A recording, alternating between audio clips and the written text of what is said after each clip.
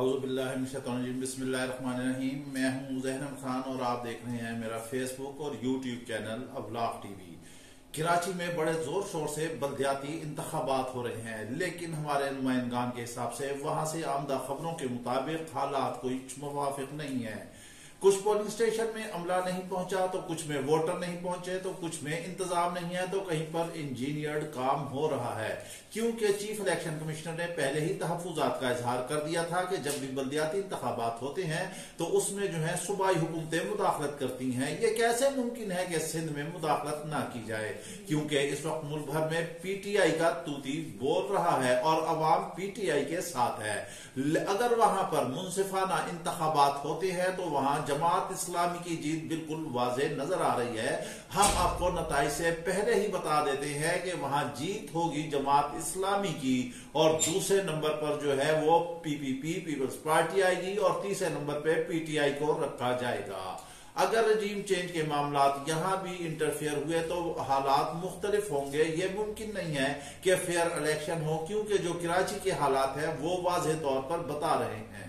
MQM ने बड़ा वाज़ेह stance लिया है और उसने बड़ी सियासी मैच्योरिटी का मुजाहिरा किया है और उन्होंने बल्दियाती इलेक्शन का बाइकाट कर दिया है, लेकिन साथ ही उन्होंने कहा है कि वो वफाक में हुकूमत के साथ रहेंगे। लेकिन अब वहां पर पहले तो पीपल्स पार्टी मनाती रही कि एमक्यूएम जो है इंतखाबात में आए, लेकिन वो नहीं आई है। वहां के हालात जो बता रहे हैं वो ये बता रहे हैं कि इलेक्शन में यकीनी तौर पर मुबैना तौर पर धांधली की जाएगी, क्योंकि अभी तक कितने पोलिंग स्टेशन खाली है, वहां पर वोटर्स नहीं है। फिर यकीनी तौर पर जो अंदरूनी सिंध हैदराबाद में मामला चल रहे हैं वहां आखिर कौन वोट डालेगा, क्या फरिश्ते आएंगे वो वोट डालेंगे। लेकिन अगर सही तरह इलेक्शन होते हैं तो पीपल्स पार्टी जो है वहां पर वाश होती हुई नजर आ रही है। बिलावल भुट्टो भले जो कहते रहे, क्योंकि वो इस मुल्क के लायक तरीन वजीर खारजा हैं और उन्होंने सिंपल ग्रेजुएशन की है, उनका IQ लेवल इंतहाई अहमियत का हामिल है। वो कभी कहते हैं कि कांपे टांगती हैं, कभी कहते हैं आसमान से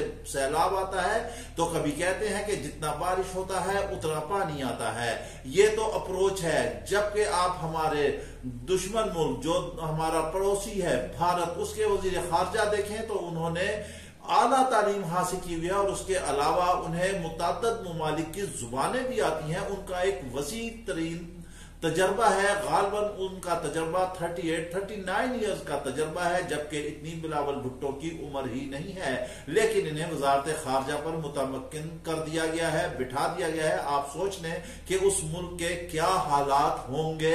अभी तो इनके दूध के दांत ही नहीं टूटे। हाँ, अलबत्ता एक एजाज जरूरी है कि ये अमीर तरीन MNA है, क्योंकि ये मुंह में सोने का चमचा लेकर पैदा हुए थे और जरदारी जो है इन्हें वो मुल्क का वजीर आजम देखना चाहते हैं। बड़े बड़े सियासतदान इनके पीछे हाथ बांधकर खड़े होते हैं, जिनमें यूसुफ रजा गिलानी, खुर्शीद शाह और दीगर लोग भी हैं। लेकिन ये बच्चा जो है सबको लीड कर रहा है। इस मुल्क की आप यही बदकिस्मती है कि यहाँ पर विरासती सियासत चल रही है। नून लीग की मरियम नवाज बहुत एक्टिव है, शहबाज शरीफ के साहबजादे हमजा शहबाज बहुत एक्टिव है, अब सलमान शहबाज भी आ गए हैं। अब रही सही कसर ये पूरी हो रही है कि मरियम नवाज के साहबजादे जो है उन्हें भी सियासत में लॉन्च किया जा रहा है।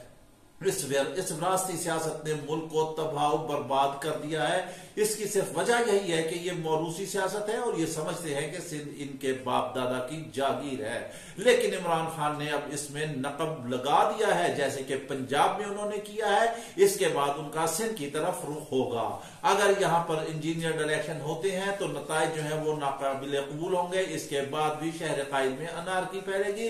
एमक्यूएम गो के अभी तक वफाक से अलहदा है, लेकिन आने वाले वक्त में उसने भी एक और सियासी पैंतरा खेलना है जो सारे देखते रह जाएंगे, क्योंकि अब जो है वजीर आजम को भी एतमाद के वोट से गुजरना होगा। अब जैसे ही गुजरेंगे पंजाब भी टॉपल हो जाएगा, वफाक भी टॉपल हो जाएगा और इनको कराची के बल्दियाती इंतखाबात से जो सिंध में हो रहे हैं उससे भी इन्हें अपनी हैसियत का पता चल जाएगा कि वो कितने पानी में है। जैसे कि हमने पीछे वीलॉग में बताया है कि PDM का अब चल चलाओ है, इनसे हुकूमत निकल जानी है। और इन्होंने बिहाइंड द बार होना है, यही इन्हें खौफ खाए जा रहा है।